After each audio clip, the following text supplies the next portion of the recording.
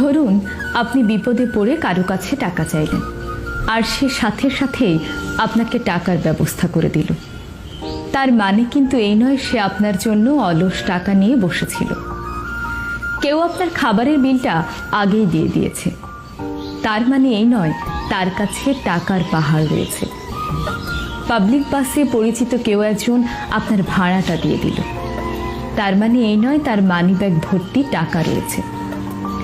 তার টাকার পাহাড় নেই ঠিকই, কিন্তু পাহাড়ের মতো বড় একটা মন রয়েছে।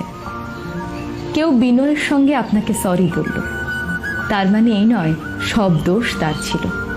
হতে পারে তার দোষ ছিলই না, কিংবা আপনারও কিছুটা দোষ ছিল, কিন্তু শুধু শুধু ঝগড়া করে সুন্দর সম্পর্কটাকে নষ্ট করতে চায় না বলেই হয়তো সে আগে থেকেই সরি বলেছে।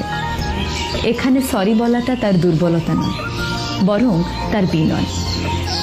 কেউ আপনার সব কথা মেনে নেয়, তার মানে এই নয় আপনার সব কথাই যৌক্তিক। সে আপনাকে হয়তো প্রচণ্ড ভালোবাসে দেখেই আপনার যৌক্তিক অযৌক্তিক সব কথা মেনে নেয়। সব কথার জবাব সবাই মুখে দেয় না, কেউ কেউ সময়ের উপর ছেড়ে দেয়, কেউ বা মুচকি হেসে চলে যায়। তার হাসির মানে এই নয় আপনার কথায় সে খুশি হয়েছে। যার নামে মিথ্যে মিথ্যে বাজে কথা বানিয়ে বললেন, সে আপনার কথার প্রতিবাদ করেনি, তার মানে এই না আপনি যা বলেছেন তাই সত্য। বরং সেই মানুষটার নিজের প্রতি সম্মানটা অনেক বেশি, তাই সে আপনার নোংরা কথার জবাব দিয়ে আপনার সঙ্গে তর্কে জড়াতে চায়নি। কেউ আপনাকে ক্ষমা করে দিয়েছে, তার মানে এই না আপনার অপরাধটা ছোট ছিল। হতে পারে সেই বিচারের দায়িত্বটা সৃষ্টিকর্তার কাছেই তুলে দিয়েছে।